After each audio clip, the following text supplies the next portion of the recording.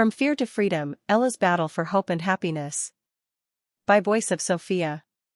Ella sat in the small, dimly lit kitchen of their cramped apartment. The shadows on the wall stretched long as the late evening sun filtered through the blinds.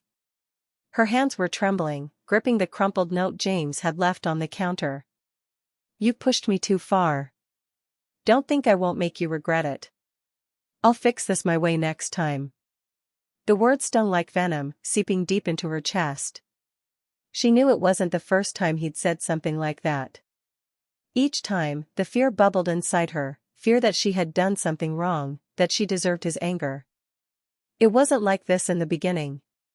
There was once a time when his love had felt like a warm embrace, not the suffocating pressure it was now. Ella remembered the early days of their relationship. The way James would hold her hand with such tenderness, his smile wide and full of promises about the future. The moments in the park when he would run after her, teasing her to chase him.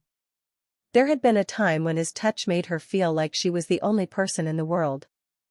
"I'll never hurt you, Ella. I love you too much to ever do that."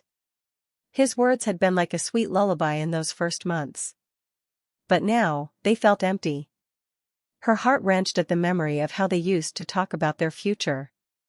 A dream of a house with a white picket fence, a family, and a life filled with happiness. But reality had been different. Every argument felt like a cycle she couldn't break, each one ending with him apologizing and swearing it would never happen again. But it always did. This was the dark side of love, the part that no one ever tells you about. One evening, after a long day at work, Ella prepared dinner as best she could.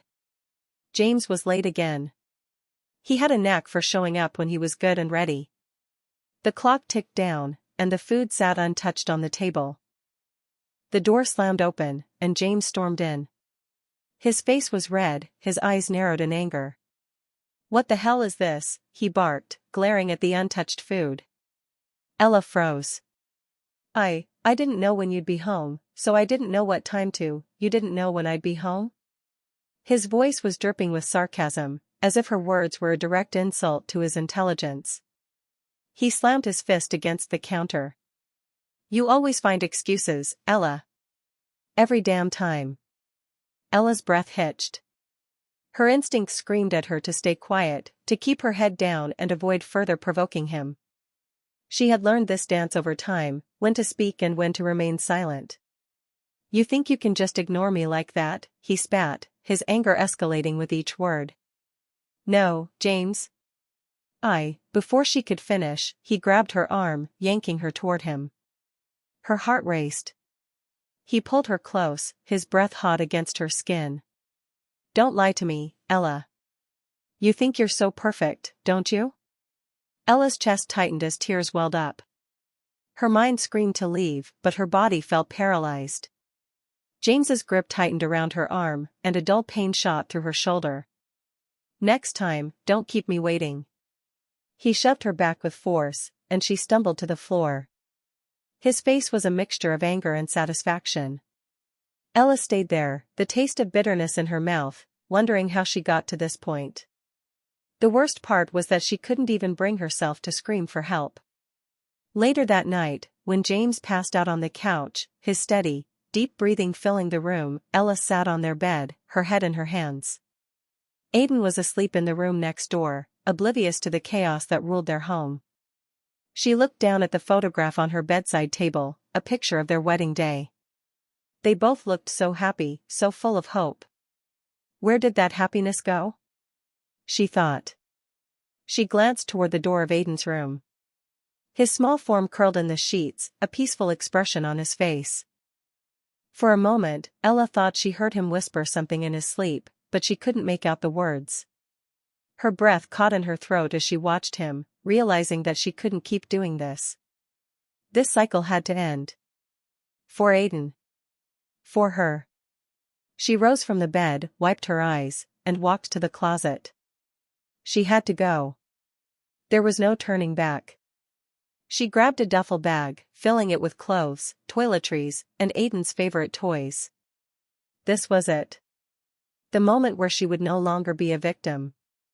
She'd leave James and the life that had consumed her, no matter the cost. Ella and Aiden arrived in the city with little more than the clothes on their backs and a sense of trepidation. The noise of the city overwhelmed her senses, the honking horns, the distant chatter, the hustle of strangers rushing to places she had yet to understand.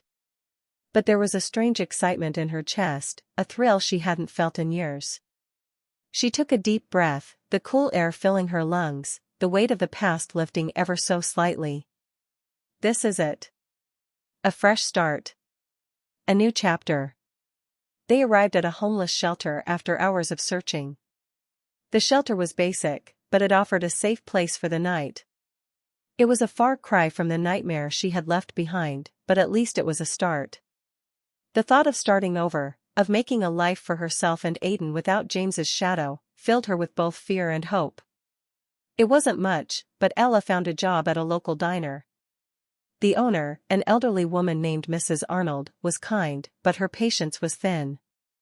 Ella worked long hours, scrubbing dishes, waiting tables, and doing whatever she could to earn enough to pay for rent.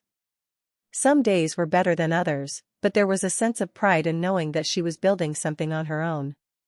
Ella met Jack about 2 weeks into her new life. He was a regular at the diner, coming in every morning for a cup of coffee and reading the newspaper. One morning, she hesitated as she set his coffee cup in front of him. "Anything else today, Mr. Carter?" she asked, trying to sound confident. He looked up from his paper and smiled warmly. "Call me Jack, and no, just the coffee for today, thank you." Over the next few days, Jack began talking to her more. He noticed the tiredness in her eyes, the way she hesitated to laugh, and the sadness she tried to hide behind polite smiles. He didn't push her for details, but he offered an ear when she needed it. As time passed, Ella found herself opening up to Jack more and more. He never judged her, never pushed her boundaries. But there were times when she still flinched at sudden movements or loud sounds. Her past was like a ghost that lingered in every shadow, in every unexpected noise. One day, after work, Jack invited her to a park near the diner. Ella agreed, feeling a mixture of excitement and fear. "You don't have to tell me everything, Ella," Jack said, his voice low and understanding. "But if you ever want to talk, I'm here." Ella's heart raced. She wanted to trust him, but the fear of her past clung to her. What if he doesn't understand? What if he leaves when he knows everything? But something changed in her during that walk in the park. For the first time in years, Ella felt like she could breathe. The weight of James's presence was still there, but it felt distant now. The sun was setting, painting the sky in hues of orange and pink.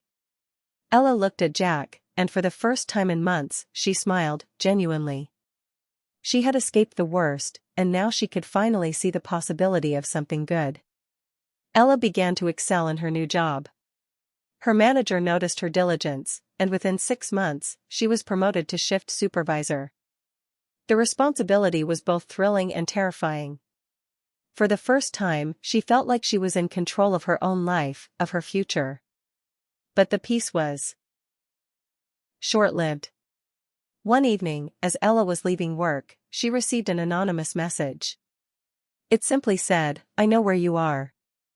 I'm coming for you." Her heart skipped a beat. She felt her past crashing down on her all at once. James had found her. She wasn't safe anymore. In the days that followed, Ella's world became a whirlwind of fear.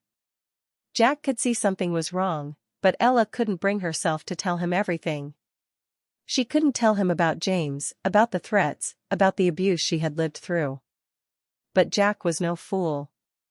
He could tell something was off, and he pushed her to be honest with him. Finally, she broke down, telling him everything. Jack promised that he wouldn't let anything happen to her.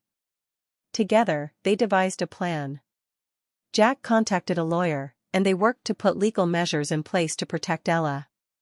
She also contacted a domestic violence shelter for support. James came for her one night, but this time Ella was prepared. She called the police, and they arrested him. He was convicted on charges of assault and harassment, and Ella was granted a permanent restraining order. Ella's victory wasn't just in escaping James, It was in reclaiming her life, in finding the strength she didn't know she had. As she stood in the courtroom, looking at the man who had once been her everything, she realized something profound: she had survived.